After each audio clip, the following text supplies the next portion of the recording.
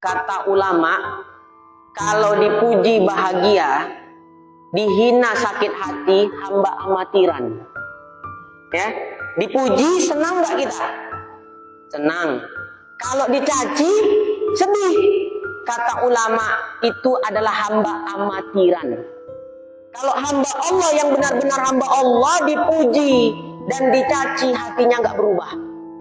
Ya, masa bodoh aja, nggak peduli aja, dicaci orang, diomongi orang, nggak peduli aja. Dipuji orang pun biasa juga. Kenapa? Karena dia memandang kepada hakikat. Misalnya gini, ada orang memuji kita. Kenapa orang itu memuji kita? Karena ada satu nikmat, kelebihan yang ada pada diri kita, makanya kita dipuji. Betul apa tidak?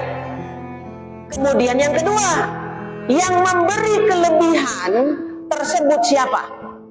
Allah. Maka ketika ada orang memuji kita, tentulah dia memuji karena ada kelebihan, satu kelebihan kepada kita. Dan yang memberi kelebihan itu adalah Allah.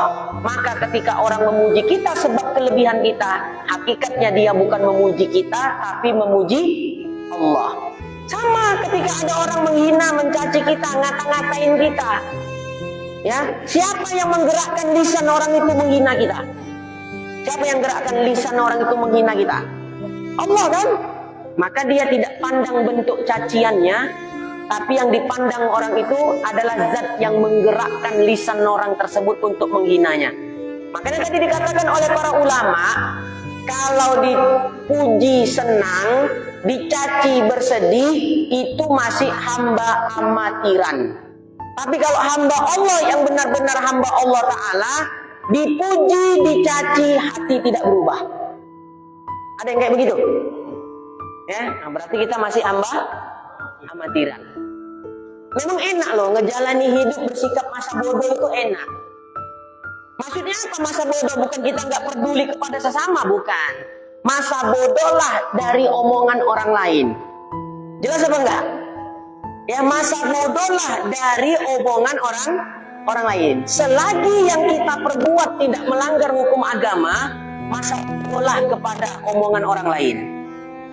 Omongan orang tuh pasti ada aja. Ya, jangankan seperti itu. Ya, perbuatan baik, jangankan perbuatan jelek, perbuatan baik pun masih ada, kadang ada yang ngomong yang nggak enak.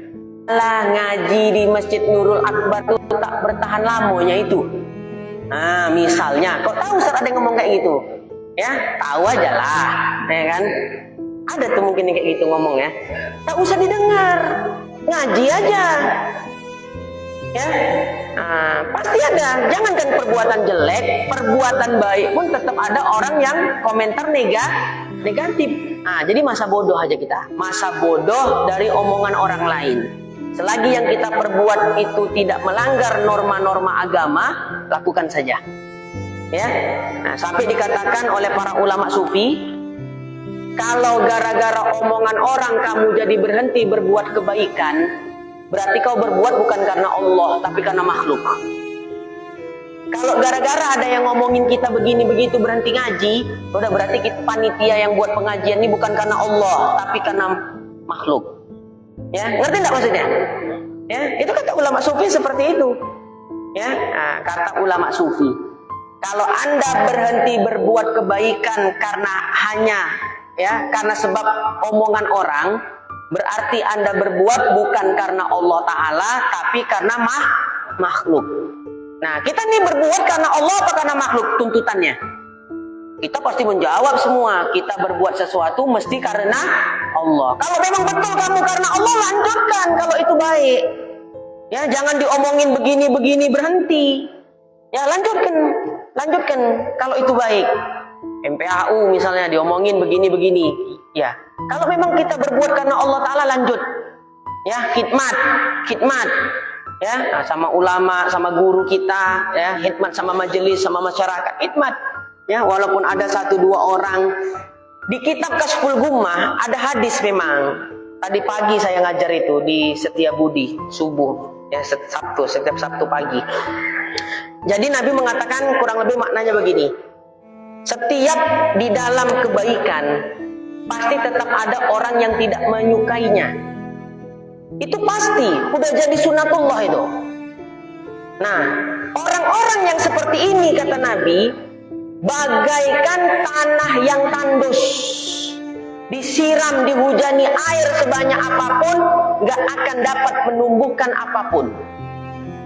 Tapi orang-orang yang karena sebab dirinya, sebab mereka, ya kata Nabi, orang-orang yang sebab mereka, orang-orang mendapat kebaikan, mendapat manfaat. Orang-orang yang seperti ini, kata Nabi, ibaratkan tanah yang subur, ya, dihujani air langsung menumbuhkan berbagai macam tumbuhan yang buah-buahnya dapat dinikmati oleh siapapun. Nah, kita mau jadi tanah tandus apa tanah yang subur? Tinggal pilih.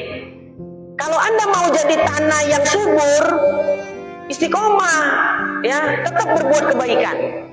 Kalau bisa, kitalah jadi wasilah, sarana, perantara orang berbuat baik. Nah, termasuk misalnya panitia pengajian di Masjid Nurul Akbar ini. Nah, itu ibaratkan tanah yang subur tadi.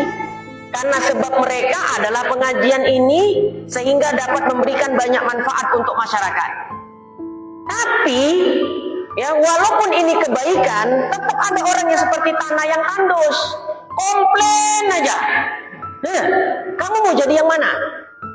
Ya, Tuhan, kamu mau jadi yang mana? Tanah tandus apa tanah yang subur?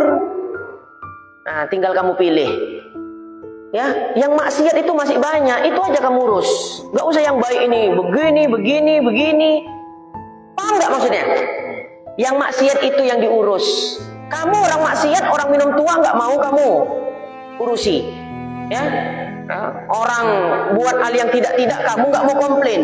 Ada orang buat pengajian, buat acara ini kok komplain aja kerjanya. Kan kayak tanah tandus itu, bukan menumbuhkan apa-apa. Ini bukan saya yang bilang, Nabi. Ya, silakan baca kitab Kashful Ghummah karya Al-Alamah Al-Muhaddis Profesor Dr. Abu Yasayyid Muhammad bin Alawi Al-Maliki Al-Hasani. Nah, kebetulan tadi subuh saya ngaji kitab itu, ya, hadis itu, kitab hadis. Nah, jadi saya masih ingat betul. Nah, saya senyum-senyum, saya memang betul. Itu jadi sunatullah itu memang. Ya, nah, artinya kembalikan ke kalimat yang tadi. Anda berbuat karena siapa? Ya, kalau Anda berbuat karena Allah, Anda tidak akan berhenti hanya cuma gara omongan orang. Ngerti enggak? Anda berbuat karena siapa? Karena Allah. Kalau memang Anda berbuat karena Allah, Anda tidak akan pernah berhenti berbuat baik hanya karena omongan orang. Ya, camkan itu.